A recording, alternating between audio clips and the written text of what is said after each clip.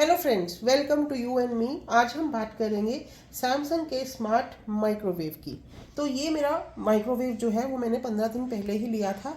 आज मैं आपको इसके मेन असेसरीज के बारे में और इसके आउटलुक के बारे में बताऊंगी। तो ये जो सैमसंग का मेरा माइक्रोवेव है ये 28 लीटर का है। अब मैं इसको आपका इनर व्यू दिखाती हूँ। मैंने जो इसका इनर व्यू लिया है वो सिरेमिक का लिया है। आज तक जितने भी माइक्रोवेव्स आते हैं उस सब में इनकी जो कोटिंग होती है वो स्टील की होती है, लेकिन इसमें इन्होंने सिरेमिक का जो है वो कोटिंग दी है। इसमें अब हम बात करते हैं कि मुझे इसमें मिला क्या क्या है। ये जो माइक्रोवेव है इसके साथ मुझे सबसे पहले ये बुकलेट मिली है। ये इसका मैनुअल है जिसको पढ़ के, जिसमें इन्होंने सारे कोड्स वगैरह बता रखे हैं, सब कुछ बता रखा है। आप इसको फॉलो करेंगे तो आपको सब कुछ बेक करना भी आ जाएगा और बनाना भी आ जाएगा। तो इस बुकलेट में मुझे इसके साथ और जो असेसरीज मिली हैं वो भी दिखा देती हूँ। इसकी डिटेल आपको इस बुकलेट में भी दी गई है। जैसे कि सबसे पहले हम बात करते हैं इसके रोलर रिंग की, जो नीचे लगा हुआ होता है। अगर मैं दिखाऊं तो यहाँ पर ये रोलर रिंग लगा हुआ है। ये रोलर रिंग जो होता है ये आपकी टेबल ट्रे को घुमाने में हेल्प करता है, जिससे आप सिंपली माइक्रोवेव अगर कुछ भी करना चाहें तो आप कर सकते हैं। तो ये इसके साथ आया हुआ है।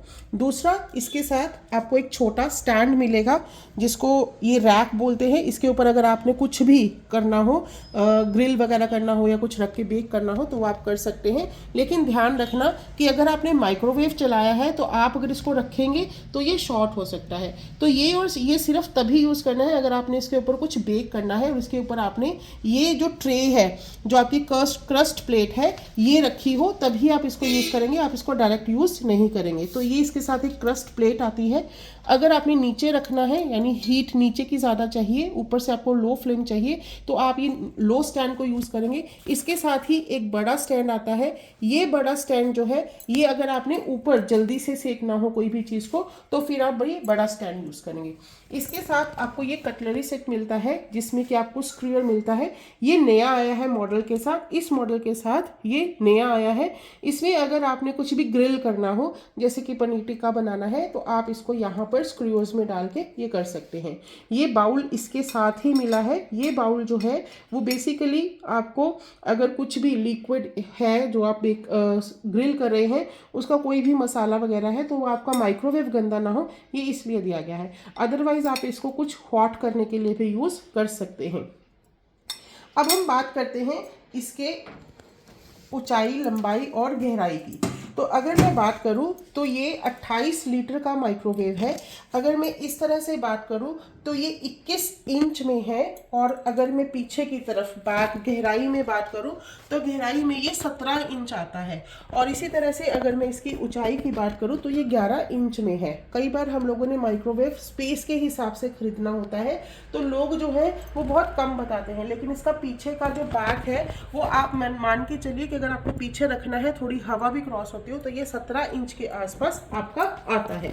तो इसके अगर मैं डायमेंशंस की बात करूं तो लास्ट में जो हमें मैनुअल दे रखा है इसमें आपको पूरा मैनुअल जो है वो mm में बता रखा है। अब हम बात करते हैं इसकी वोल्टेज की।